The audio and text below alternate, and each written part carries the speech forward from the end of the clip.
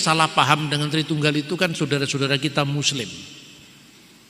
Agama Islam itu muncul akhir abad ke-6, awal abad ke-7. Iya kan? Nabinya namanya Muhammad Sallallahu Alaihi Wasallam. Kita sangat menghormati semua agama. Tapi ketika iman kita disalahpahami, ya hak jawab kita dong harus kita sampaikan. Apa yang ditulis dalam dokumen sejarah di abad ke-7 setelah Masehi tidak bisa juga untuk mengukur bagaimana perumusan konsep Allah Tritunggal ratusan tahun sebelumnya. Kan begitu mestinya cara berpikirnya yang logis kan? Orang tidak, satunya dianggap wahyu yang tidak bisa dikritik, salah paham dengan orang lain, Kristennya rendahkan, Alkitabnya dituduh palsu dan kemudian dinilai berdasarkan pandangan orang yang berbeda konsep dengan kita. Sebab aku menyertai engkau. Janganlah bimbang, sebab aku ini Allahmu. Aku akan meneguhkan, bahkan akan menolong engkau. Aku akan memegang engkau dengan tangan kananku yang membawa kemenangan. Edukasi rohani. Kesulungan itu apa? Masa kesulungan bisa dijual? Ya kan? Padahal kesulungan dalam makna sekarang itu ya anak yang lahir pertama, sudah titik, hanya itu maknanya. Tidak lebih, tidak kurang. Tapi 2000 tahun sebelum Masehi, kesulungan atau bekor itu pertama memang artinya anak yang lahir pertama kali. Kedua, dia memiliki hak untuk menjadi pemimpin mesbah keluarga karena masyarakat zaman itu kan sangat religius. Ketiga, dia berhak menerima berkat orang tuanya dan dia menerima properti atau warisan 2 kali lipat. Nah, kalau Anda membaca narasi kisahnya Yakub, ini orang curang kok bisa diberkati Tuhan, ya kan? Esau kelihatannya yang ditipu daya. Tetapi Esau itu sesungguhnya membatasi hak kesulungan hanya warisan atau properti secara lahiriah yang bisa ditukar dengan kacang merah. Jadi itu merendahkan sekali hak kesulungan. Sementara yang kedua menerima berkat orang tuanya dan menjadi pemimpin mesbah keluarga diabaikan. Nah coba, kalau ini dipahami dalam konteks zaman itu, tentu Yakub benar dan Esau itu merendahkan hak kesulungan. Ini dibuktikan dari prasasti Nusi, undang-undang Lipit Istar. Nah, coba dipahami zaman modern, ada orang namanya Charles Taze Russell, pendirinya Saksi-saksi Yehova. Nah, kalau Yesus itu disebut anak sulung, dialah yang sulung yang pertama dari segala yang dijadikan Allah. Wah, berarti Yesus anak sulung, kita ini adik-adiknya. Jadi Yesus itu punya jabatan ya hanya lebih senior dari kita. Ini sudah salah. Berlipat-lipat kali salahnya, memahami konteksnya salah, penerapannya juga salah, studi gramatika bahasa asli juga tidak menguasai, tapi karena ngomongnya banyak, menguasai media, jadi dianggap benar.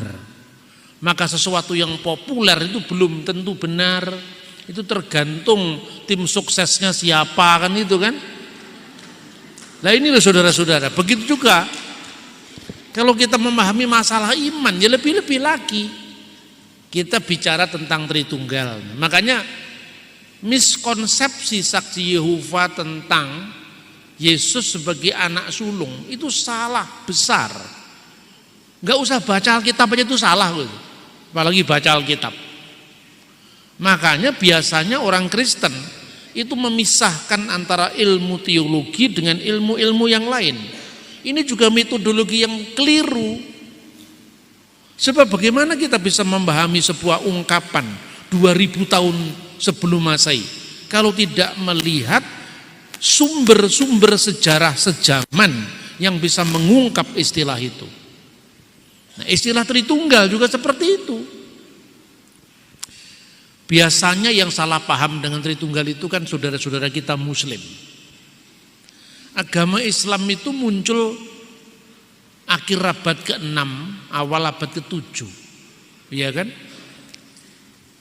Nabinya namanya Muhammad Sallallahu Alaihi Wasallam. Kita sangat menghormati semua agama. Tapi ketika iman kita disalahpahami, ya hak jawab kita dong harus kita sampaikan. Apa yang ditulis dalam dokumen sejarah di abad ke-7 setelah Masehi tidak bisa juga untuk mengukur bagaimana perumusan konsep Allah Tritunggal ratusan tahun sebelumnya. Kan begitu mestinya cara berpikirnya yang logis kan? Orang tidak, satunya dianggap wahyu yang tidak bisa dikritik, salah paham dengan orang lain, Kristennya rendahkan, Alkitabnya dituduh palsu dan kemudian dinilai berdasarkan pandangan orang yang berbeda konsep dengan kita. Ini tidak adil. Karena itu saya tidak pernah mau ngurusi agama orang. Saya hanya ingin meluruskan ketika orang membuat miskonsepsi terhadap kita. Salah satu pertanyaannya, kata Tritunggal kan tidak ada dalam Alkitab. Kenapa kita percaya? Maka saya jawab, lah judul kamu persoalkan isinya kamu gagal paham. Sekarang saya tanya, agama apapun juga itu judulnya tidak selalu ada. Pengalaman iman itu mendahului formulasi teologis. Pengalaman iman itu mendahului rumusan, kok rumusannya yang dipersoalkan. Islam mengagungkan ajaran tentang tauhid yang artinya paham yang mengesahkan Allah dari ilah-ilah yang lain yang dianggap sekutu baginya dan itu tidak layak. La ilaha illallah wahdahu la syarikalah. Ya, tidak ada ilah selain Allah dan tidak ada sekutu baginya karena dia satu-satunya yang Maha Esa. Kan seperti itu. Tapi ilmu yang menekankan, memperdalam tentang keesaan Tuhan itu namanya at-tauhid.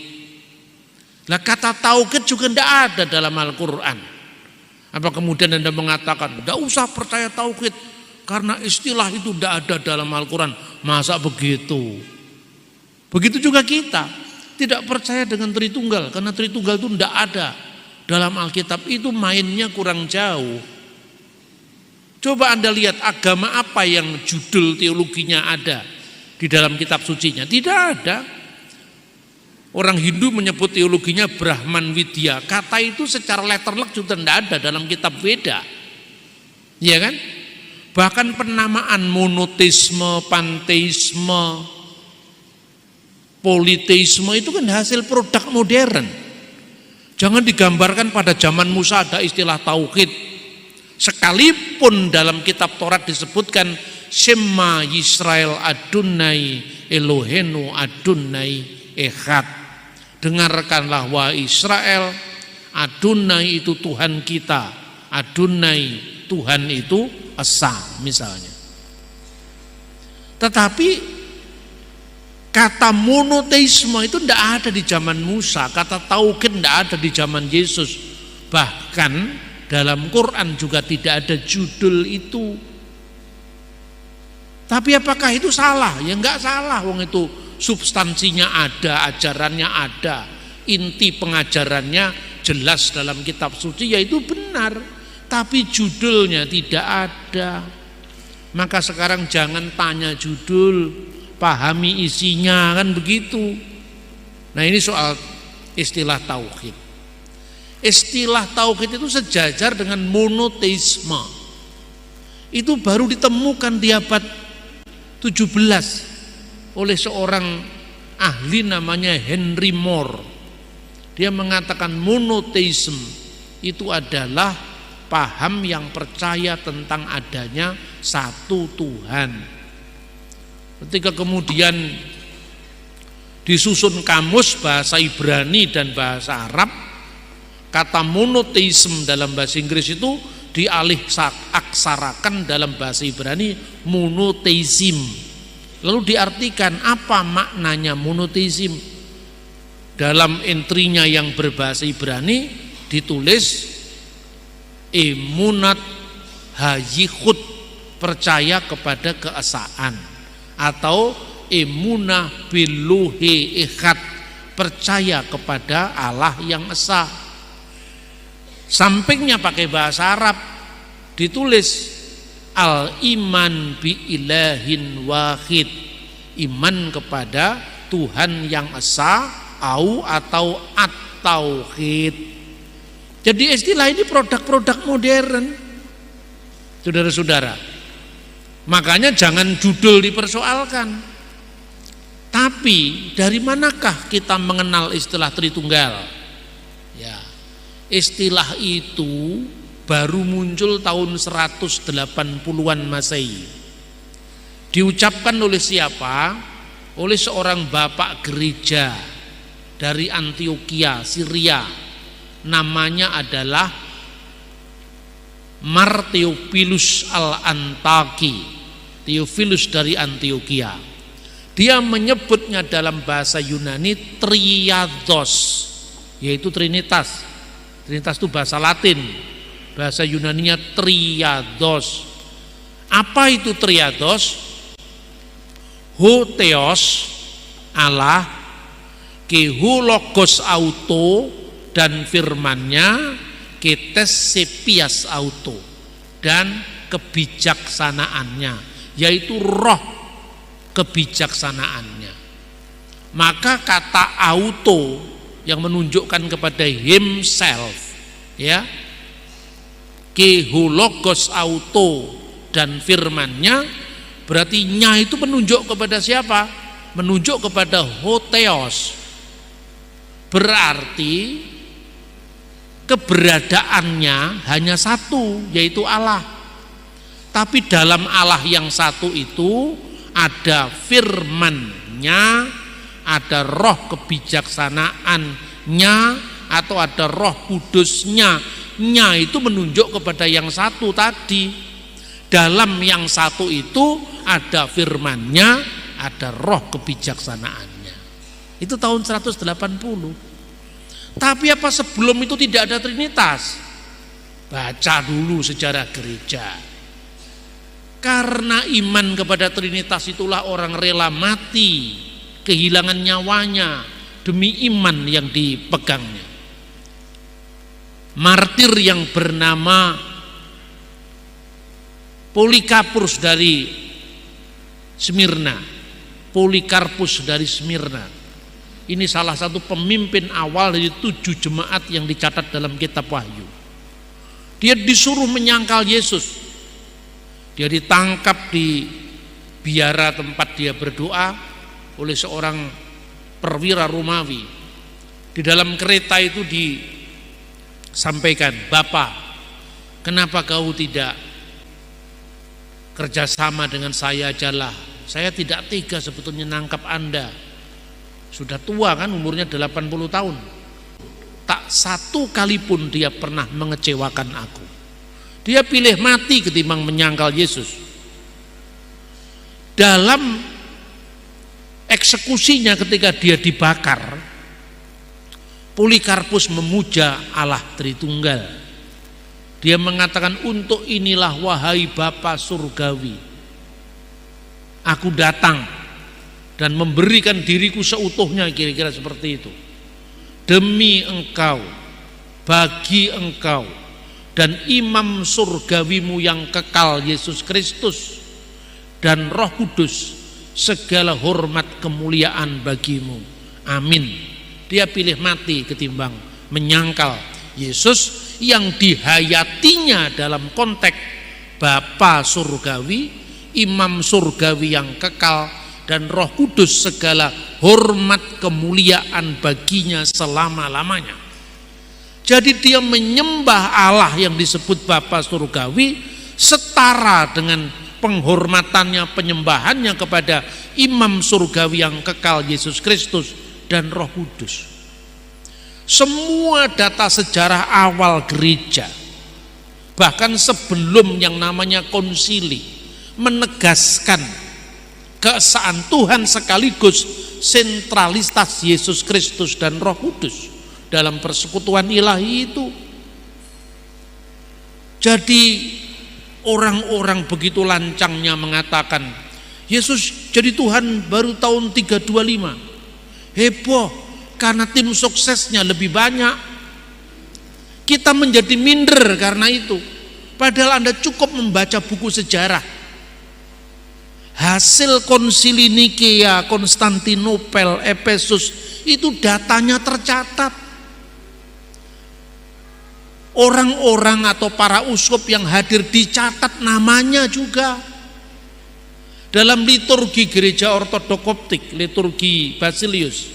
Makanya orang ortodok kalau ibadah minggu sampai 3 jam. Itu disebut kami berdoa bersama 318 bapak-bapak konsili Nikea, 150 bapak-bapak konsili Konstantinopel, disebut satu-satu. Dan itu seperti kejadian minggu kemarin. Makanya saya selalu mengatakan gereja harus punya akar apostolik. Karena kalau tidak begitu, Alkitab langsung Luther, Alkitab langsung Calvin. Yang kosong ini diisi oleh orang-orang yang sok tahu tadi, Da Vinci Code, ya kan?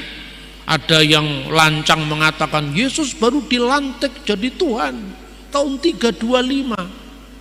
Padahal Anda baca buku yang mana Apostolic Fathers, itu ditulis oleh siapa?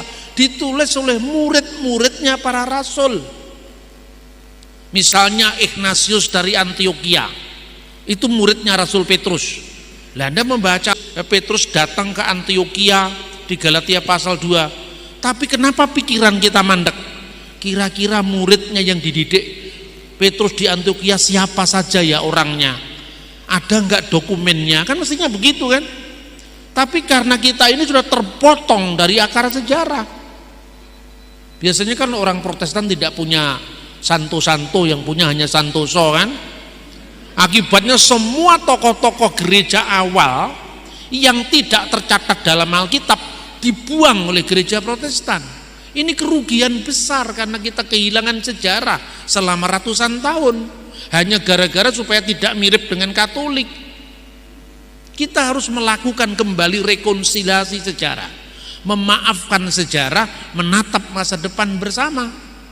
Ignatius dari Antioquia itu mengatakan, tabib agung kita Yesus Kristus yang pertama lahir dari Allah, yang kedua lahir dari Bunda Maria, yang terpahami dan yang tidak terpahami, satu Tuhan, yaitu Yesus Kristus.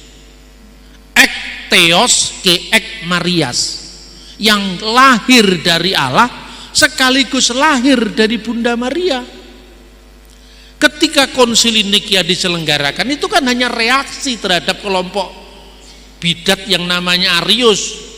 Maka kemudian gereja menekankan, aku percaya akan satu Allah, Bapa yang Maha Kuasa, Khalik langit dan bumi, segala yang kelihatan dan yang tidak kelihatan.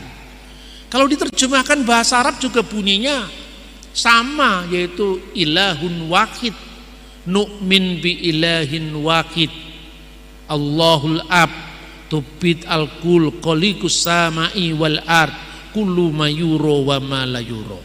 Saya tidak ngomong Islam, ini liturgi gereja ortodok, nanti salah paham lagi. Pak Bambang ngurusi Islam, ini bukan ngurusi Islam. Saya cerita liturgi gereja saya kok. Ya toh? Satu Tuhan, one God. Dari mana ayatnya? 1 Korintus pasal 8 ayat 4. Terjemahan Alkitab yang terbaru. Ya, saya anjurkan gereja segera membeli itu. Terjemahan baru edisi 2 diterjemahkan, dan tidak ada ilah lain selain Allah yang esa. Dalam Alkitab bahasa Arab diterjemahkan wa alla ilaha illallahul ahad. Alkitab yang terbaru tidak lagi ditulis dan tidak ada Allah lain. Allah itu tidak bisa lain lagi. Allah itu hanya satu, karena asalnya dari al-ilah. Maka semua kata Allah dalam huruf kecil sekarang sudah dihapus dari terjemahan Alkitab terbaru. Itu karena penerjemah yang lama itu menyamakan kata Allah dengan kata God dalam bahasa Inggris. Kalau God bisa huruf kecil, tapi kalau Allah tidak bisa huruf kecil. Orang lagi mengatakan Alkitab kok direvisi? Yang direvisi terjemahannya dul, bukan Alkitab, bahasa aslinya. Ini orang isinya salah paham, pahamnya salah, kok terus menerus ada. Kadang-kadang kita ini ya bosen juga, tapi setiap saya mau bosen menyampaikan amanat ini, selalu saya diingatkan, kamu kalau bosan menjelaskan kalah dengan setan. Karena setan itu tidak terlalu pinter-pinternya hanya mengulang-ulang dan telaten. Ya toh? Yang kedua, one God, satu tadi. Yang kedua, one Lord, Elohim Echad dan Adonai Echad. Dikatakan dan satu Tuhan. Nah, Tuhan di sini tidak lagi bermakna sembahan, tapi bermakna Lord, yang dijunjung tinggi, yang punya otoritas. Itulah bedanya kata Allah dan kata Tuhan. Bedanya antara kata Elohim dan kata Adonai. Bedanya antara Deus dan Dominus. Bedanya antara Theos dan Kurios. Kira-kira seperti itu. Ini mesti clear dalam katekisasi supaya kita tidak bingung lagi, ya. Dan satu Tuhan, satu junjungan agung, satu Tuhan di atas segala Tuhan, satu Tuhan, Yesus Kristus, yang diperanakkan dari Bapa sebelum segala abad, anak tunggal Allah, monogenes Theos, yang diperanakkan dari Bapa. Ada enggak orang diperanakkan dari Bapa? Yang diperanakkan mesti dari mama, enggak ada diperanakkan dari bapak. Ini artinya apa? Kita baca berkali-kali waktu katekisasi, tapi pernahkah kita berpikir beranak kok dari bapak? Karena kita sudah terbiasa mendengar itu. Tapi bagi orang di luar kita bisa sedikit memberikan stressing. Diperanakkan dari bapak. Mana ada di dunia orang diperanakkan dari bapak? Semua juga diperanakkan dari mama. Karena yang punya rahim itu mama, bapak tidak punya rahim. Kenapa diperanakkan dari bapak? Karena ini bukan beranak secara fisik. Ini untuk menekankan bahwa Tuhan itu tidak beranak dan tidak diperanakkan secara fisik. Maka orang Kristen 1000% percaya dengan apa yang disampaikan oleh saudara Muslim, lam yalid walam yulad walam yakul lahu kufuwan ahad. Allah itu tidak beranak dan tidak diperanakkan dan tidak sesuatu pun yang setara dengan dia. Amin. Makanya Omai Rama itu benar, Tuhan tidak beranak dan tak diperanakkan. La ilaha illallah, tiada Tuhan selain Allah. Itu betul. La ilaha illallah ada di 1 Korintus 8 ayat 4 dalam Tudis Arabic Version atau Good News Arabic Version. Mana penerbitnya? Beirut, Darul Kitabil Muqaddas Fisarkil Ausat, ada semua lengkap. Tuhan tidak beranak secara fisik, jelas. Diperanakkan dari Bapa sebelum segala abad, karena itu bukan beranak dalam ruang atau dalam waktu. Lalu turun ke dunia, diperanakkan dari Bunda Maria, ini beranak fisik. Hanya bedanya kalau manusia-manusia lain diperanakkan dari hasil hubungan suami istri, Yesus diperanakkan tanpa benih laki-laki, langsung dari Roh Tuhan, gitu loh. Makanya dalam konsili Efesus ini, konsili semua clear. Firman Allah yang turun ke dunia, firman Allah yang sehakikat dengan Allah, diperanakkan dari bapa tanpa ibu sebelum segala masa. Turun ke dunia diperanakkan dari ibu tanpa bapak secara fisik.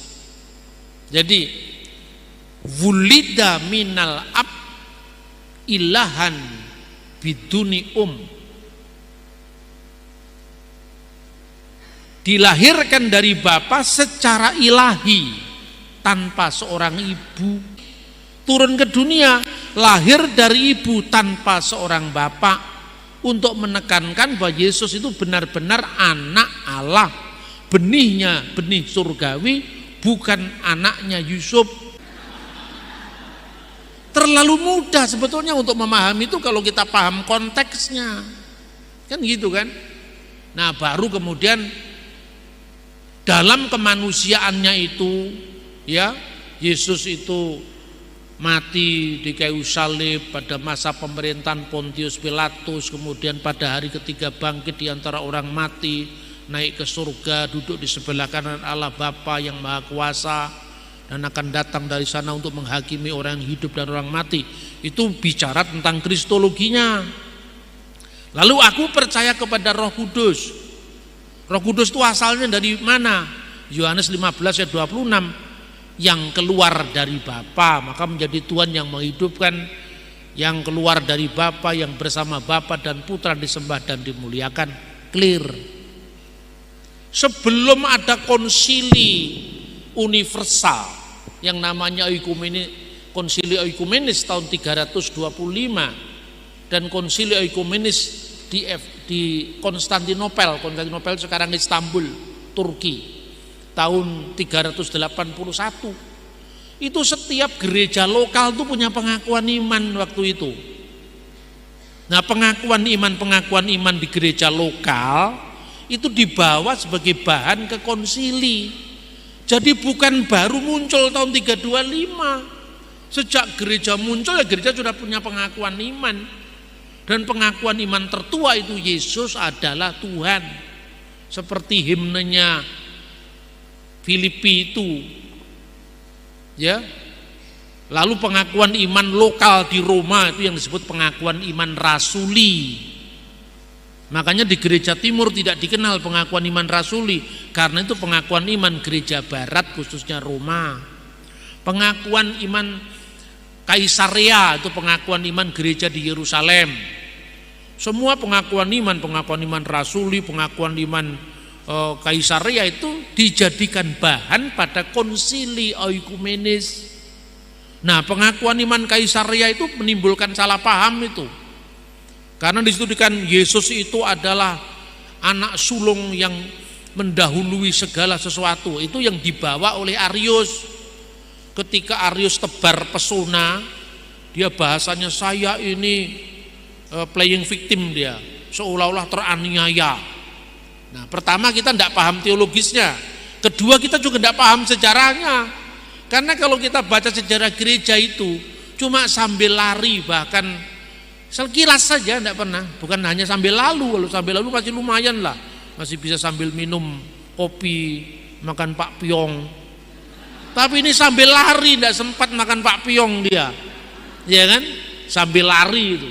Makanya kita tidak paham sejarahnya. Kata yang sulung itu kemudian dipahami Arius ketika dia menampilkan diri sebagai orang yang teraniaya, padahal tidak ada yang menganiaya dia. Dia disampaikan kepada Eusebius dari Kaisarea, saya ini dianiaya hanya karena saya mengatakan Allah itu esa. Saya ini dianiaya hanya kami mengatakan bahwa putra itu lebih rendah dari bapa, gitu kan? Terus kemudian Eusebius, bagaimana soal imanmu sendiri? Ini Eusebius yang nulis bapak gereja, yang nulis sejarah gereja itu, Historia Ecclesiastica. Sebetulnya pengakuan iman saya nggak jauh beda dengan pengakuan iman Kaisarea. Bukankah Alkitab memang menyebut Yesus itu yang sulung? Ya benar, memang yang sulung. Tapi sulung dipahami modelnya saksi Yehova tadi.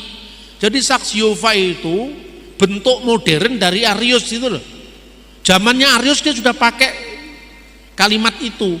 Karena Arius memahaminya di logika orang Yunani, bahwa kata yang sulung itu maknanya bukan sekedar yang pertama muncul, gitu loh. Makanya pengakuan iman Kaisaria itu dijadikan catatan sampai kemudian muncul pengakuan Nikia Konstantinopel. Pertama Nikia kan. Nah, terus ini saya tunjukkan dasar-dasarnya dulu ya, baru nanti rumusannya ya. Moga-moga tidak sulit dipahami karena saya bahasanya seperti bahasa orang cerita kan. Kalau Anda bahasanya bahasa teologis seperti di kampus-kampus itu, pusing semua. Akibatnya kita mengatakan semakin kita belajar semakin kita tidak mengerti. Saya jamin setelah Anda mendengar saya semakin Anda mengerti. Sekalipun ya Allah tidak bisa kita mengerti sepenuhnya dengan akal pikiran kita. Karena Trinitas itu bukan irasional, tapi transrasional, di atas akal. Tapi pola pikirnya masuk akal, ya kan? Nah, contoh lagi, kenapa kok dikatakan Konsili Nikia yang dilahirkan dari Bapa sebelum segala abad? Allah dari Allah, terang dari terang, Allah sejati dari Allah sejati. Allah dari Allah itu tambahan pada Konsili Konstantinopel. Di Konsili Nikia cuma dikatakan terang dari terang, Allah sejati dari Allah sejati. Itu untuk menghadapi bidat yang waktu itu juga mengganggu gereja, yaitu Origenes. Nah, orang tahu Origenes itu apa? Origenes itu orang Kristen yang terpengaruh filsafat Helenisme. Nah, dalam filsafat Helenisme itu gini loh kira-kira. Alam pikir Ibrani, alam pikir Yahudi Kristen itu Tuhan itu pencipta, kita ini ciptaan. Apa yang disebut pencipta? Pencipta itu dia selalu ada. Makanya kepada Musa Tuhan berfirman apa? Asher Ehyeh. Artinya apa? Aku ada yang aku ada. Dia sudah ada, dia kini ada, dan dia akan seterusnya ada. Makanya penjabaran dari aku ada yang aku ada atau aku adalah aku ini dimuat di dalam doa Yahudi namanya Adon Olam. Wehu hayah, wehu huweh, wehu yihye batif arah. Dia yang sudah ada, dia yang ada, dan dia yang akan ada. Oleh kitab Wahyu dikutip doa ini. Karena Yohanes itu kan orang Yahudi, dia bukan orang Romawi, dia bukan orang Islam karena Islam belum ada. Maka jangan diukur semuanya dari ukuran akidah Islam, ya kan? Dia yang ada, yang sudah ada, dan yang akan datang. Artinya Allah itu akan seterusnya ada. Tidak pernah ada Allah ini dalam sejarah sedetik pun dia tidak pernah tidak ada. Dia selalu ada. Dahulu dia ada, kini dia ada, seterusnya dia akan ada. Lah keberadaan kita kan beda dengan keberadaan Allah. Kalau Allah itu seterusnya ada, selamanya ada, kita ini dulu tidak ada, lalu lahir ke dunia menjadi ada, ya kan? Makanya bahasa filsafat teologisnya creatio ex nihilo, penciptaan dari tidak ada menjadi ada. Nah, orang Yunani karena pikirannya bukan creatio ex nihilo, alam ini mengalir dari Tuhan. Seperti aliran sungai, sumbernya itu kemudian jadi percikan-percikan aliran itu. Seperti samudra, gelombangnya itu Tuhan, percikan-percikannya itu adalah alam semesta. Ini alam pikiran ini. Maka percikan Tuhan, aliran Tuhan ini semakin jauh lebih rendah dari sumbernya. Coba air itu mengalir. Aliran pertama kan pasti lebih deras. Nanti masuk lagi ke lebih panjang, lebih sedikit. Masuk lagi lebih panjang, lebih sedikit lagi. Logika itu yang mendasari filsafat Yunani yang dicontoh Origen, berarti Kalau Allah itu beremanasi, mengalirkan dirinya, maka aliran pertama lebih besar daripada aliran kedua. Aliran kedua lebih rendah dari aliran pertama. Aliran pertama lebih rendah dari sumber yang mengalirkannya. Makanya dia mengatakan Bapa, Putra, dan Roh Kudus itu berjenjang, karena diibaratkan seperti emanasi atau aliran tadi.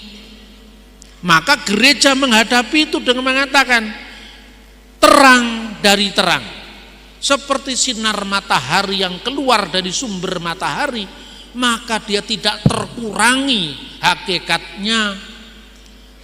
Maka firman Allah yang adalah Allah, yang keluar dari Allah, yaitu bukan lain daripada Allah. Gitu loh.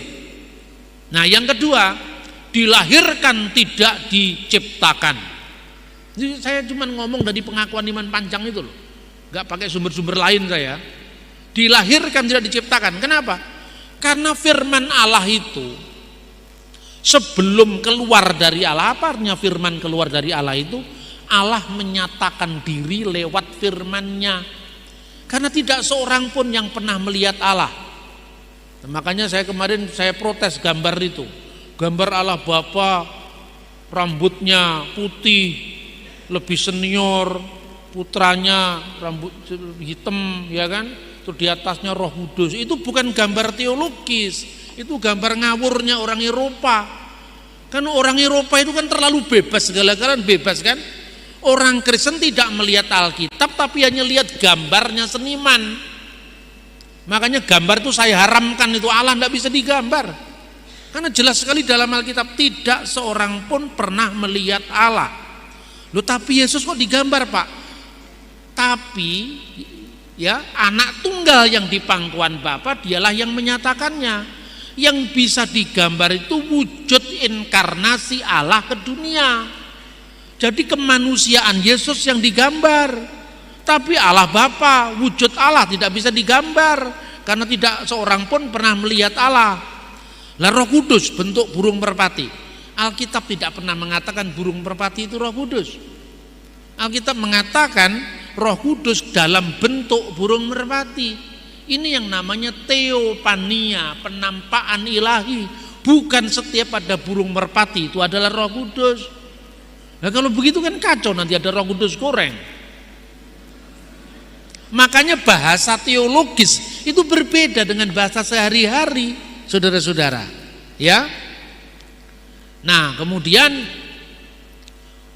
Arius itu mengatakan, ini kan Origenes kan sudah selesai kan, dikatakan Allah dari Allah, terang dari terang, Allah sejati dari Allah sejati.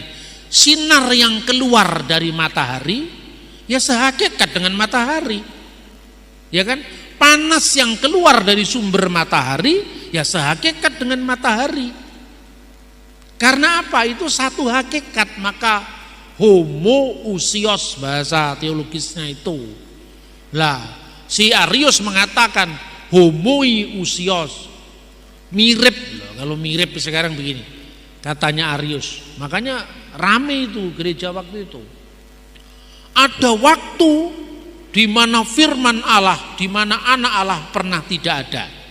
Dipanggil dia sama patriarknya, Patriark Alexandria. Sekarang namanya gereja Koptik Ortodok di Mesir. Dipanggil, hei Arius, sudah benar kamu ngomong seperti itu? Coba kamu pikir lagi. Memang kenapa? Kamu mengatakan pernah ada, firman itu tidak ada. Pernah ada waktu di mana anak Allah tidak ada. Anak Allah itu artinya apa sih? Anak Allah itu kan monogenes theos, bukan Allah beranak, bukan.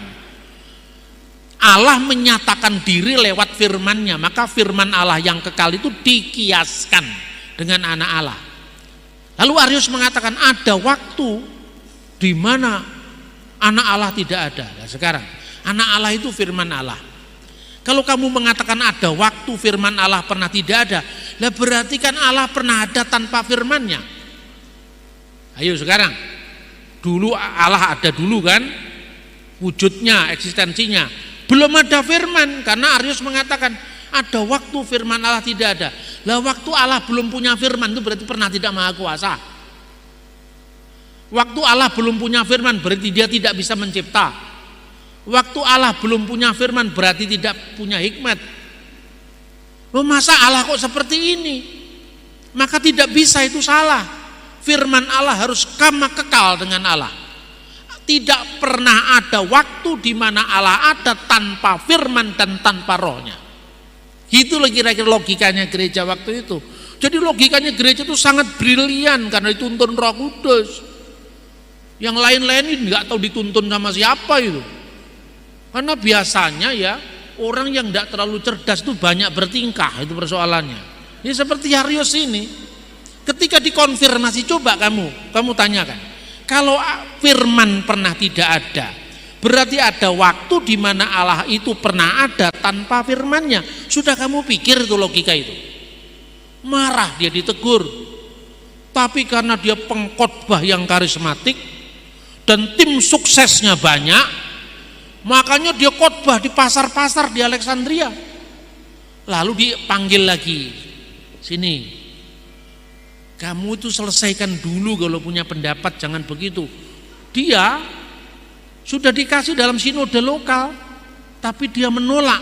Belum konsili itu sinode lokal, dia menolak. Akhirnya terpaksa, kamu harus keluar dari Mesir, jangan bikin onar di pusat gereja ini. Waktu dia keluar dari Mesir, dia tebar pesona, menyatakan diri seolah-olah dia pihak yang teraniaya, dan itu yang banyak dikutip oleh penulis modern. Seolah-olah konsili Nikea itu ditegakkan oleh tangan besi Kaisar Konstantinus. Kan begitu yang sering kita bahas. Salah itu karena apa? Peristiwa Arius itu muncul tahun 318. Konsili baru diadakan tahun 325. Ada waktu 7 tahun. Kalau Kaisar pakai tangan besi tidak perlu nunggu 7 tahun. Cukup perjalanan dari Konstantinopel ke Alexandria putus. Gereja harus dibenarkan, Arius harus disalahkan. Cukup begitu, tapi nyatanya ada prakonsili seperti prasidang sinode itu lokal dulu. Lalu ada sidang kedua diadakan di Antioquia, dengar pendapat, menyampaikan argumentasi teologis, baru rekomendasinya akan diadakan konsili di kota Ankara mula-mula.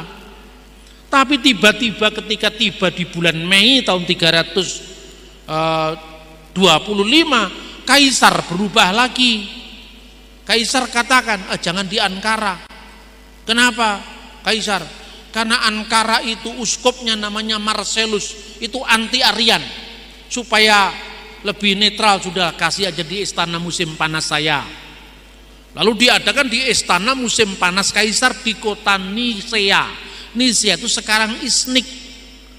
Nah, karena di istana musim panas Kaisar tidak ada kereta umum yang ke sana, maka semua delegasi yang datang dari seluruh dunia itu dijemput dengan kereta keagungan Kaisar. Nah, film Hollywood bikin lagi cerita yang aneh-aneh.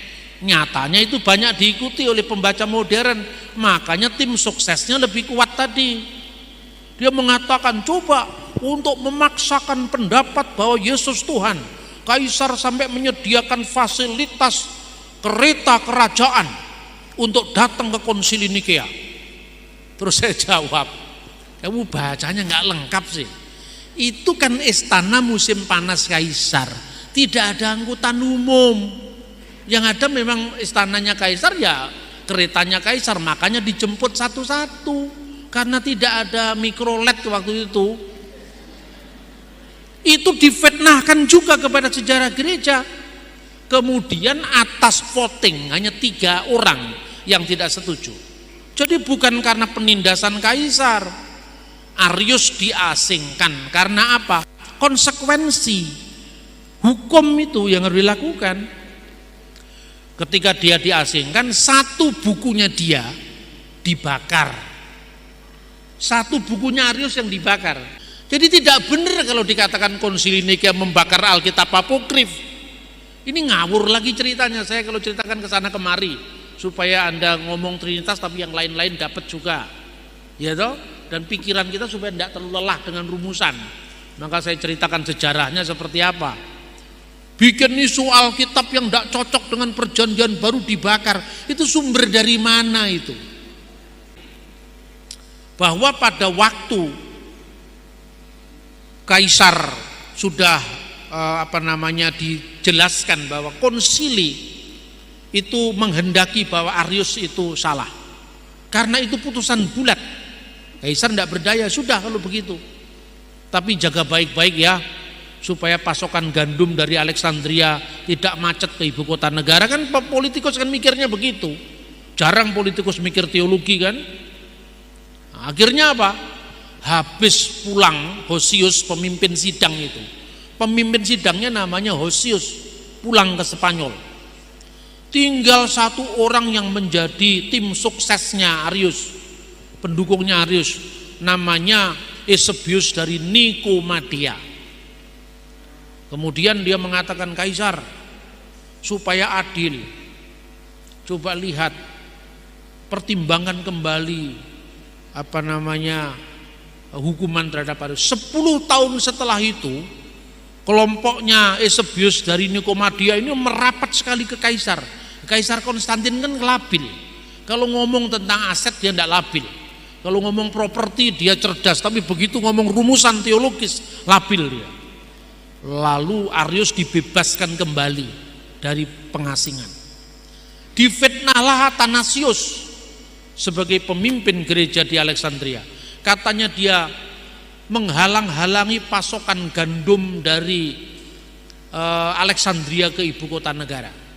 Marah besar Kaisar, naik pitam dia. Coba, Kaisar marah gara-gara isu pasokan gandum tercegah dari Alexandria ke ibu kota negara Konstantinopel. Tapi dia tidak marah dengan rumusan yang dianggap cacat dari segi kitab suci dan ajaran para rasul. Difitnahlah si Athanasius dari Alexandria, dia mengatakan, hai Kaisar, Tuhan akan menjadi saksi apakah saya atau Anda yang salah. Dia berani ngomong di depan Kaisar.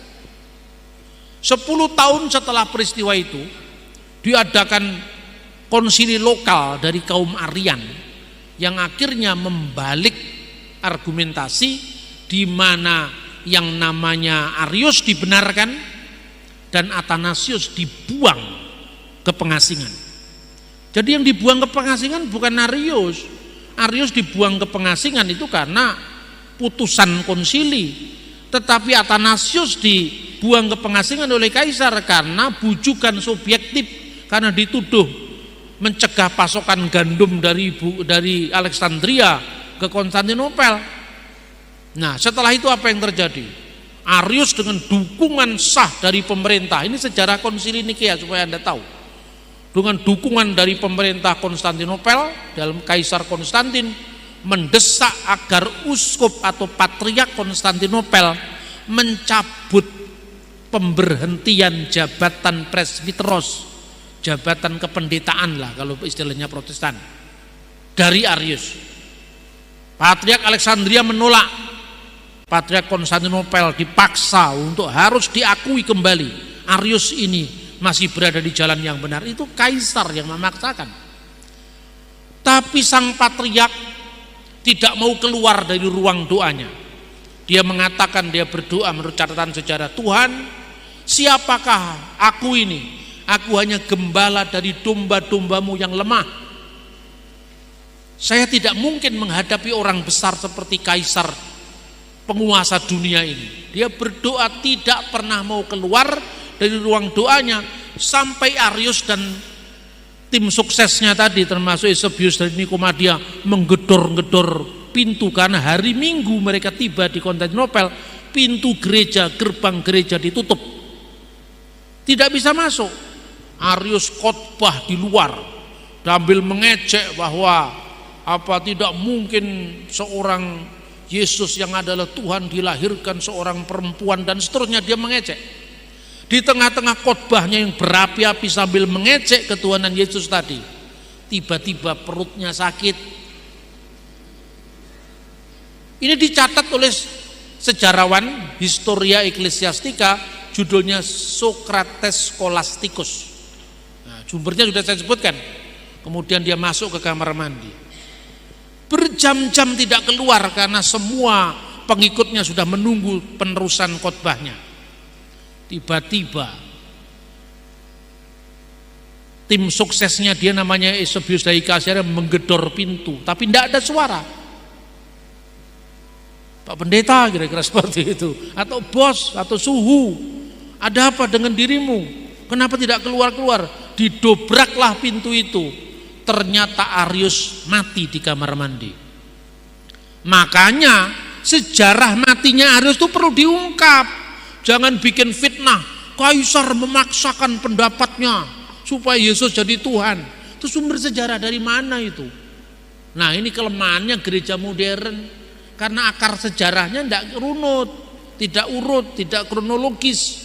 Ya, itulah Arius. Makanya ditentukan di situ jelas sekali, dilahirkan tidak diciptakan, karena sebelum firman itu terlahir dari diri Allah, dia sudah ada dalam wujud Allah. Lahirnya gagasan. Apakah berarti siapa ibunya gagasan?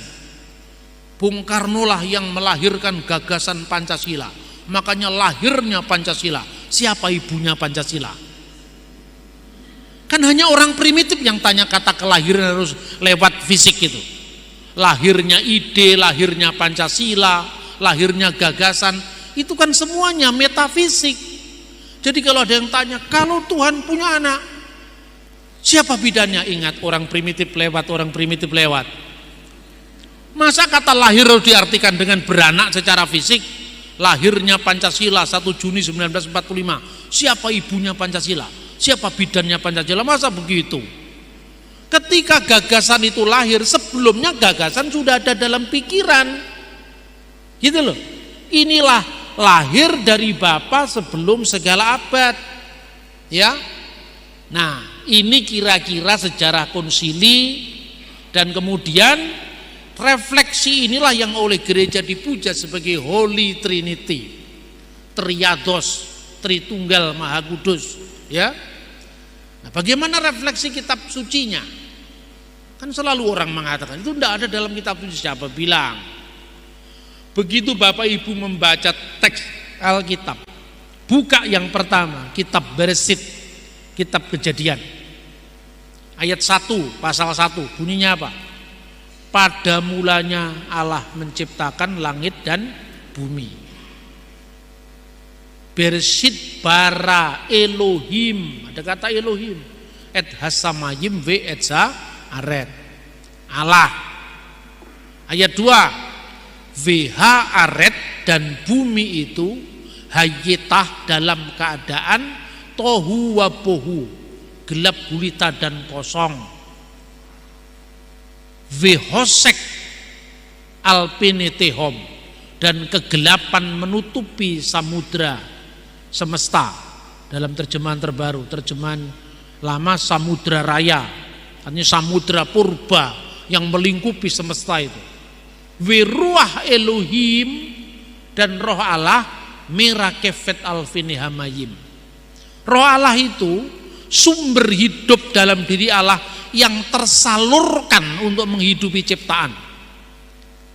Wa yumer Elohim, dan berfirmanlah Allah, yehi or wa yehi or, jadilah terang maka terang itu jadi.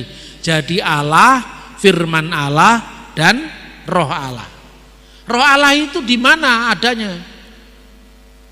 Yohanes pasal 15 ayat 26. Roh kebenaran yang keluar dari Bapa, berarti sumbernya Allah, Sang Bapa. Roh Kudus itu asalnya dari Sang Bapa, karena rohnya Sang Bapa yang menjadi sumber kehidupan abadi dalam diri Allah.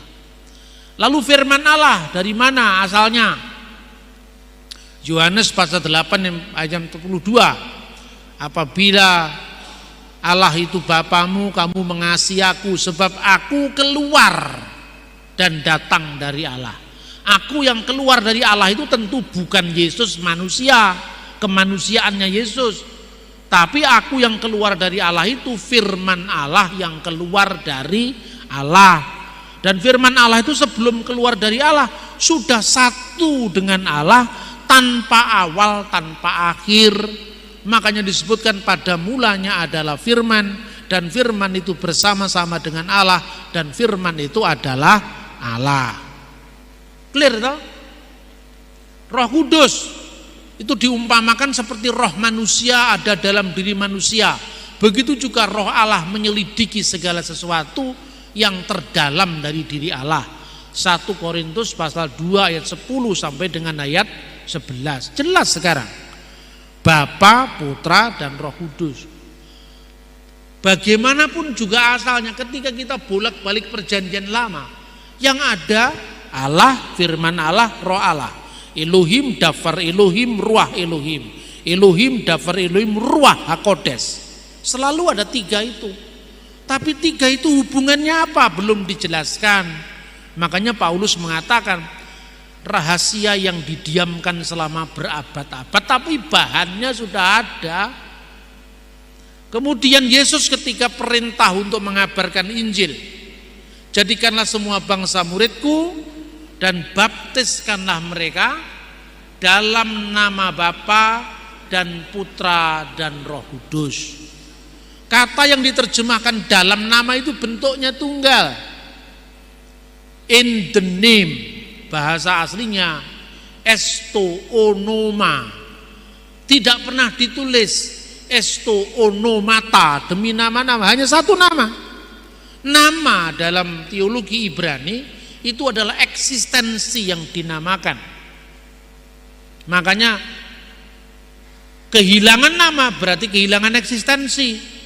Berarti dalam nama yang satu tadi, ho patros, keto iu, keto agiu, penefmatos, Bapa dan Putra dan Roh Kudus.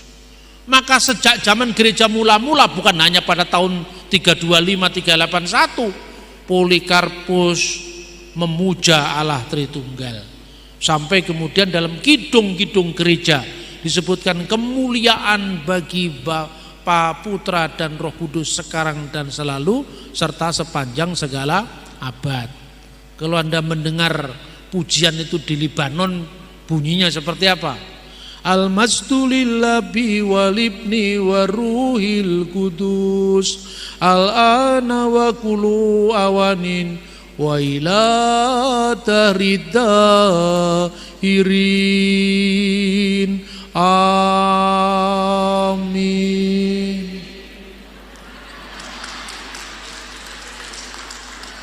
Nah, ketika orang-orang Kristen di timur membuat tanda salib dalam ibadah, selalu ditegaskan bahwa Bapa, Putra dan Roh Kudus itu Allah yang esa. Ya, in the name of the Father, the Son and the Holy Spirit, one God, amen. Atau Bismil Ab wal Ibni Warrohil Kudus al Ilahul Wahid, Allah yang esa. Jadi Tritunggal itu mengungkap keesaan Allah, bukan jumlahnya Allah. Jumlah Allah sudah clear. Shema Israel Adonai Elohenu Adonai Echad. Ulangan pasal 6 ayat 1. Dengarkanlah wahai orang Israel, Tuhan Allah kita, Tuhan itu esa. Makanya gereja menggumuli ini. Yang digumuli itu rumusannya, imannya sudah ada. Bagaimana ya Bapa, Putra dan Roh Kudus, kenapa satu nama? Terus kemudian Theophilus dari Antioquia tadi, kenapa Hotheos ki hologos auto ki tesepias aitu? Kenapa nya, firmannya, roh kebijaksanaannya, tapi menunjuk kepada satu. Lalu tinggal menamakan satu itu satu apa, 3 itu 3 apa gitu loh ceritanya. Jadi bukan jelek tiba-tiba jadi rumusan, nggak seperti itu. Karena pengakuan iman itu mendahului rumusan. Kemudian mulailah bapak-bapak konsili atau bapak-bapak gereja, mulai dari muridnya Rasul, ya. Misalnya pengalamannya Polikarpus, rumusannya Ignatius dari Antioquia, misalnya. Itu kemudian dibawa pada sidang konsili. Ini yang terjadi imannya Kristen di Roma, ini yang terjadi dengan Alexandria, ini yang terjadi di Konstantinopel. Oh, semuanya sama.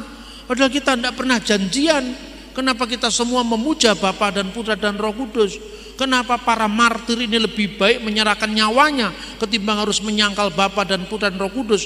Lalu bagaimana kita menjelaskan kepada umat kalau umat bertanya? Lebih-lebih ketika muncul bidat, lalu mereka mencari rumusannya pun ya cocok dengan bahasa pada waktu itu.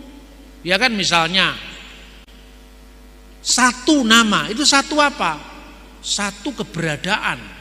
Lah keberadaan itu bahasa Yunaninya ousia. Tapi kata ousia belum muncul di Perjanjian Baru dalam makna metafisik. Tapi dalam makna fisik sudah muncul. Misalnya, berikanlah kami makanan kami yang secukupnya. Ya, sehari-hari atau daily, itu bahasa Yunaninya epiousion. Jadi berikanlah roti kami yang menjadi bagian kami atau yang secukupnya. Jadi usia itu artinya properti, keberadaan, hakikat. Dia ngomong keberadaan dalam bentuk properti apabila menunjuk fisik. Tapi kalau itu menunjuk metafisik, hakikat, maka usia. Ya, usia. Contoh, kok bisa Pak satu kata dimaknai fisik dan sekaligus non fisik? Lah kenapa tidak bisa? Bahasa Indonesia aja bisa kok. Contohnya kata ada. Kata ada itu artinya apa? Adanya manusia, wajahnya kelihatan, gundulnya kelihatan, rambutnya kelihatan, adanya kucing, itu bisa dilihat mata. Tapi adanya malaikat gimana Anda memotretnya? Kan ada juga itu. Adanya Tuhan. Apa itu ada secara fisik? Bukan, berarti ada itu, ausia itu bisa merujuk yang fisik maupun yang tidak fisik. Contoh lagi, aku ada yang aku ada. Ya Bapa kami yang ada di surga, ada kan? Tapi orang berada. Orang berada artinya apa? Orang kaya, properti, ini kata ada menunjuknya. Maka kata ada dipahami secara rohani. Ya, artinya hakikat. Itu dirumuskan. Hakikat. Oh, kalau gitu mia ausia. Lalu Bapa, Putra dan Roh Kudus itu disebut apa? Kalau dalam satu kesatuan hakikat ilahi ini, dia membaca misalnya kata yang diterjemahkan bagi Tuhan Ibrani pasal 1 ayat 3 itu ada dalam Alkitab. Jangan terburu-buru ngomong itu tidak ada di Alkitab. Itu lancang sekali kalau begitu, ada di Alkitab. Yesus itu adalah karakter dari hipostasisnya. Dalam bahasa Indonesia diterjemahkan gambar dari wujud Allah. Itu bahasa aslinya ke karakter tes hipostasios auto. Jadi kata hipostasis sudah ada di Perjanjian Baru.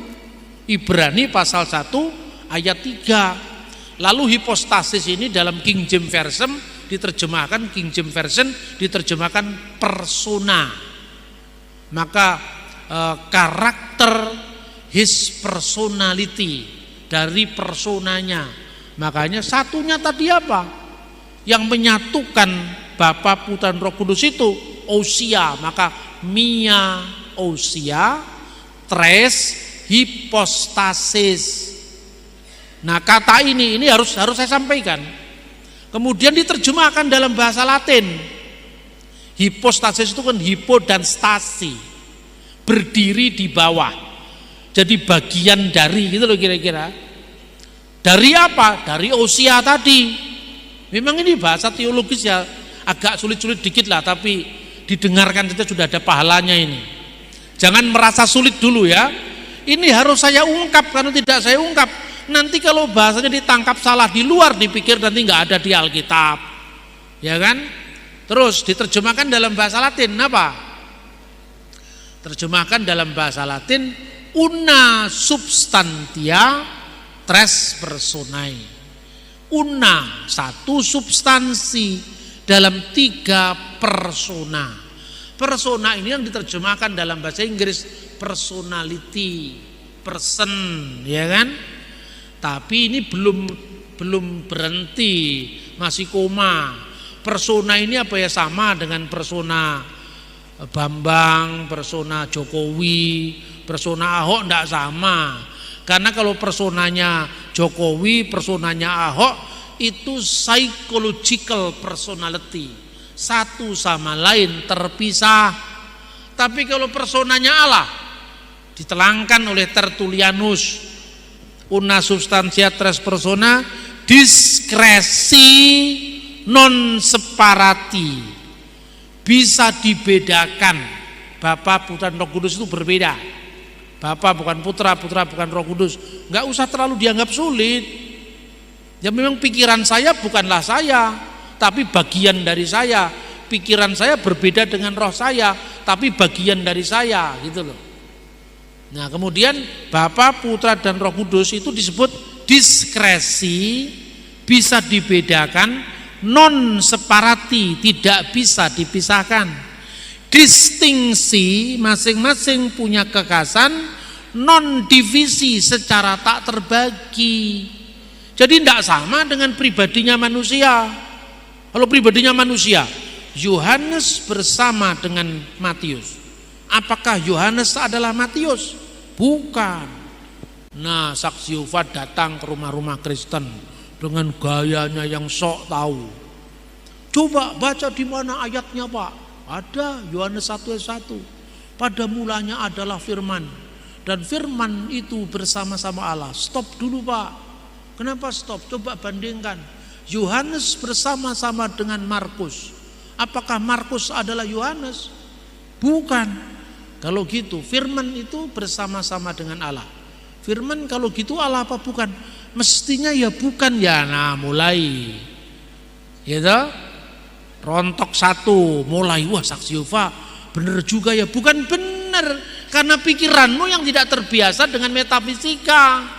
Karena keberadaan dianggap berada tadi, hanya berada orang berada, itu orang kaya. Padahal ada bukan sekedar berada. Aku ada yang aku ada, mana adanya Tuhan? Gak bisa dipotret. Tidak seorang pun pernah melihat Allah, kan gitu kan? Kalau Matius bersama Markus, tentu Matius bukan Markus. Tapi kalau pikiran Matius, roh Matius bersama Matius, apakah roh Matius dan pikiran Matius lain daripada Matius? Ya lain secara makna, tapi eksistensinya, ausianya, hakikatnya sama. Kan begitu kan? Nah maka Bapa, Putra, dan Roh Kudus itu berbeda tapi tidak bisa dipisahkan. Berarti bukan terpisah. Loh, contohnya, kalau gitu Pak, berarti ketika Yesus turun ke dunia, surga jadi kosong. Memang surga itu di sana. Memang surga kamu batasi dengan ruang dan waktu. Loh, waktu Yesus jadi manusia berarti surga jadi kosong. Karena kamu sudah memikir tiganya dulu. Turun ke dunia berarti surga jadi kosong. Sekarang saya mau tanya, pikiran saya tulis jadi buku. Pikiran saya itu saya apa bukan? Saya Pak. Pikiran saya tertulis jadi buku. Bukunya terbakar apa pikiran saya terbakar? Enggak, yang terbakar kan kertasnya. Pikiran saya enggak terbakar, pikiran saya tetap dalam diri saya. Pikiran saya ini jadi buku atau jadi video atau jadi YouTube, disebarkan kepada 1000 orang di 1000 tempat yang berbeda. Sementara sekarang saya ada di Makassar. Orang bisa nonton ini misalnya via streaming atau YouTube. Ini Pak Bambang yang ditunjuk layar televisi. Ya salah ya benar. Secara kehadiran saya bisa hadir di mana-mana lewat teknologi. Tapi secara eksistensial saya di sini, bukan di sana. Itu manusia, apalagi Allah. Gitu loh.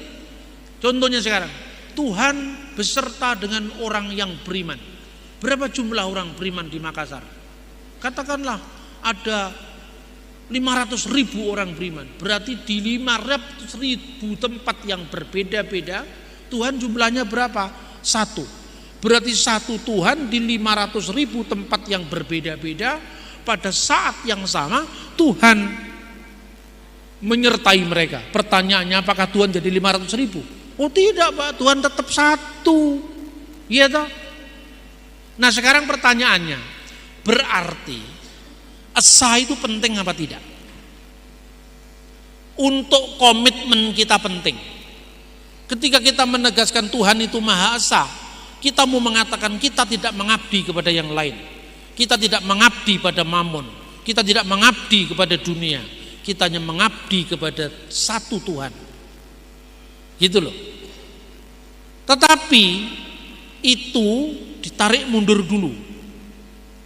Kira-kira waktu Tuhan itu belum menciptakan langit bumi seisinya, Tuhan dengan siapa waktu itu? Nah ini mulai dalam.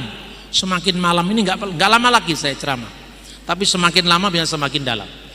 Waktu alam semesta belum tercipta, malaikat belum tercipta, manusia belum tercipta, Tuhan dengan siapa? Sendiri Pak. Apa enggak kesepian?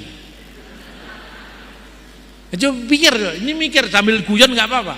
Coba Tuhan sendiri Pak, apa enggak kesepian Tuhan itu? Waktu Tuhan masih sendiri, belum ada langit, bumi, alam semesta, manusia, malaikat. Kira-kira butuh 1, 2, 3 apa tidak? Tuhan masih sendiri loh. Alam belum ada, manusia belum ada, malaikat belum ada. Kira-kira butuh apa enggak? Aku yang Maha Esa ngomong sama siapa yang lain belum ada. Ngerti enggak maksud saya? Penting apa enggak kata esa? Enggak penting, karena waktu itu belum ada manusia. Iya toh? Belum ada malaikat yang dituntut untuk menyembah puja, belum ada manusia yang dituntut untuk berkomitmen kepadanya, maka Maha Esa nggak penting. Ya toh, karena belum ada yang lain. Adanya satu esa itu karena ada dua. Begitu Tuhan menciptakan malaikat, baru ada aku Tuhan dan ada kamu malaikat. Malaikatnya lebih dari satu. Ada aku dan ada kalian. Ya toh? Selain malaikat ada manusia, ada aku, ada kalian, ada mereka. Jadi aku, kalian, kamu, mereka itu setelah ada kejamaan. Sebelum itu belum perlu kata ada. Kata esa itu tidak perlu. 1, 2, 3 Pak gendut naik kuda, tidak perlu itu, karena belum ada yang lain. Pertanyaan kedua, kira-kira kata aku perlu apa tidak? Perlu untuk apa? Wong cuma ada Tuhan kok. Adanya aku kan setelah ada yang lain. Maka ada satu Tuhan aku. Ada yang lain, Adam, kamu. Ini dibutuhkan dalam konteks komunikasi. Sebelum ada yang lain tidak butuh 1, 2, 3, tidak butuh aku, kamu dan mereka. Inilah misteri Tuhan, sebelum segala sesuatu ada. Nah, apa pertanyaannya? Lebih dahulu mana? Maha hadir atau Maha Esa? Omnipresent, Maha hadir. Tapi Esa 1, 2, 3 itu soal komitmen. Makanya kalau sekedar Tuhan itu Esa, setan juga bisa. Jadi jangan terlalu bangga dan mengatakan Tuhan Esa, Tuhan Esa. Yakobus pasal 2:19. Kamu percaya Allah itu satu, itu baik, bukan jelek loh, itu baik. Tapi setan-setan pun percaya dan gemetar karena itu. Maka kalau sekedar mengatakan Allah Esa, setan juga bisa. Tapi Allah Esa kemudian berkomitmen untuk menjaga keesaannya, untuk hanya berbakti kepadanya, itu lebih penting. Itulah yang namanya monoteisme etis. Yang setan tapi monoteisme bilangan 1, 2, 3. Yang kedua monoteisme etis, monoteisme dengan tanggung jawab. Itulah monoteisme Abraham. Dipanggil ke suatu tempat dia belum tahu tapi dia berangkat. Itulah monoteisme Abraham. Monoteisme tertinggi adalah monoteisme trinitaris. Karena ini monoteisme relasional, monoteisme hubungan. Dan hubungan itu tidak main-main. Hubungan sebelum segala yang lain ada. Maka kira-kira pertanyaannya gini. Waktu Tuhan masih sendiri. Ketika Anda sendiri, gak usah lama-lama. Hai istri-istri yang ditinggal suami seminggu, nanti begitu Anda jemput di airport langsung cipika-cipiki. Waduh, seminggu udah ketemu, kamu sama dia diganteng Pak gitu. Ya tak? Baru seminggu udah ketemu. Anak-anak kita kuliah di luar kota atau di luar negeri, setahun udah ketemu. Ada kerinduan yang tersimpan. Ya tak? Pertanyaannya, kenapa manusia kesepian? Kenapa ciptaan kesepian?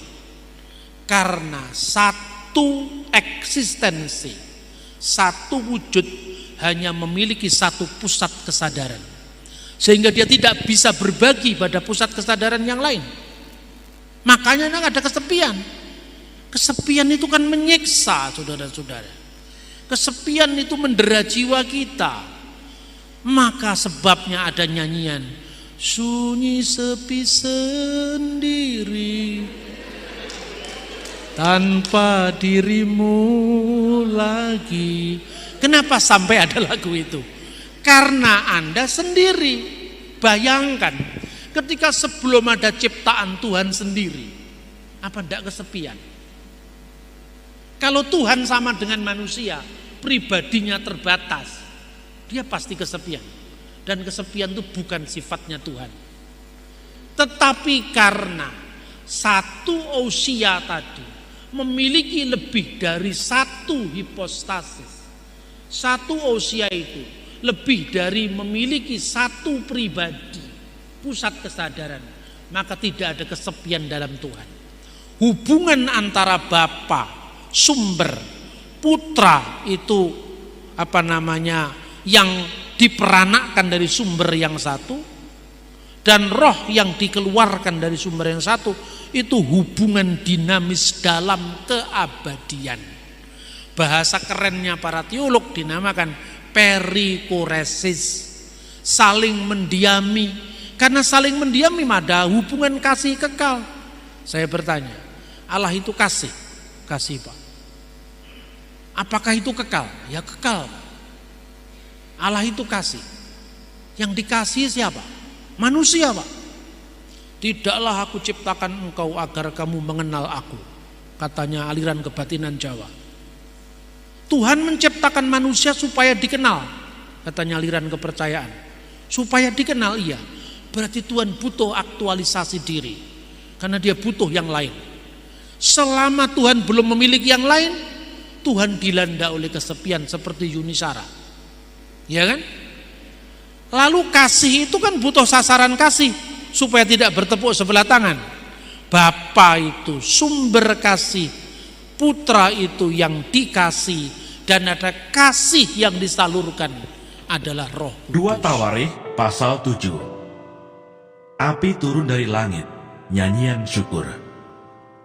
Setelah Salomo mengakhiri doanya, api pun turun dari langit memakan habis korban bakaran dan korban-korban sembelihan itu, dan kemuliaan Tuhan memenuhi rumah itu. Para imam tidak dapat memasuki rumah Tuhan itu, karena kemuliaan Tuhan memenuhi rumah Tuhan. Ketika segenap orang Israel melihat api itu turun, dan kemuliaan Tuhan meliputi rumah itu, berlututlah mereka di atas lantai, dengan muka mereka sampai ke tanah, lalu sujud menyembah dan menyanyikan syukur bagi Tuhan, sebab Ia baik, bahwasanya untuk selama-lamanya kasih setianya. Korban pentahbisan dan perayaan. Lalu raja bersama-sama seluruh bangsa mempersembahkan korban sembelihan di hadapan Tuhan. Sebagai korban sembelihan, Raja Salomo mempersembahkan 22.000 ekor lembu sapi dan 120.000 ekor kambing domba. Demikianlah raja dan seluruh bangsa mentahbiskan rumah Allah. Para imam telah siap berdiri pada tempat mereka. Begitu pula orang-orang Lewi telah siap dengan alat-alat musik untuk memuliakan Tuhan, yakni alat-alat musik yang dibuat Raja Daud untuk mengiringi nyanyian syukur bagi Tuhan, bahwasanya untuk selama-lamanya kasih setianya. Setiap kali mereka ditugaskan Daud menyanyikan puji-pujian, dalam pada itu para imam berdiri berhadapan dengan mereka sambil meniup nafiri, sedang segenap orang Israel berdiri. Lalu Salomo menguduskan pertengahan pelataran yang di depan rumah Tuhan. Sebab disitulah diolahnya segala korban bakaran dan lemak korban keselamatan.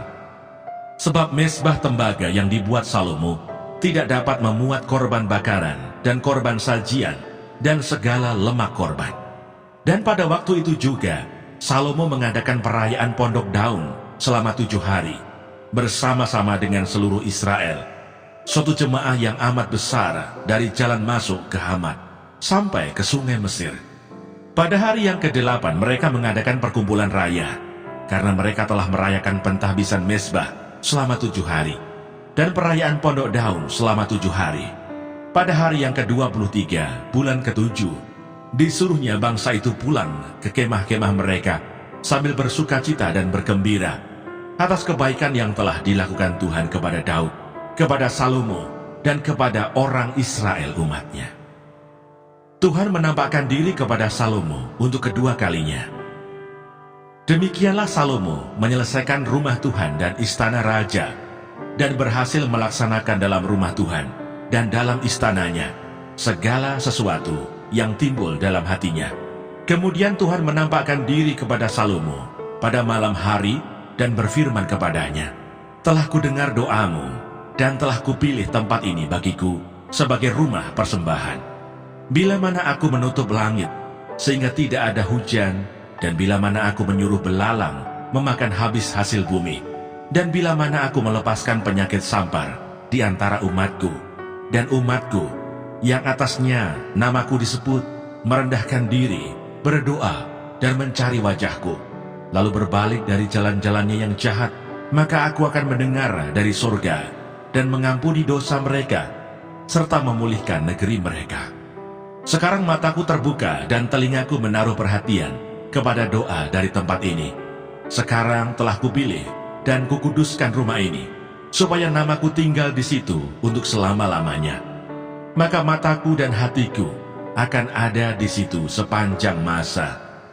Mengenai engkau, jika engkau hidup di hadapanku sama seperti Daud ayahmu, dan berbuat sesuai dengan segala yang kuperintahkan kepadamu, dan jika engkau tetap mengikuti segala ketetapan dan peraturanku, maka aku akan meneguhkan tahta kerajaanmu sesuai dengan perjanjian yang telah kuikat dengan Daud ayahmu, dengan berkata, "Tak akan terputus keturunanmu yang memerintah atas Israel."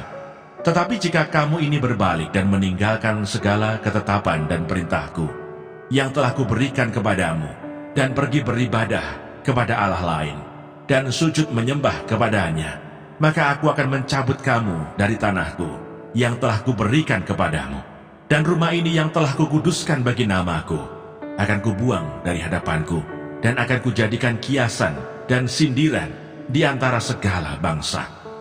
Dan setiap orang yang lewat rumah yang amat ditinggikan ini akan tertegun dan berkata, "Apakah sebabnya Tuhan berbuat yang demikian kepada negeri ini dan kepada rumah ini?"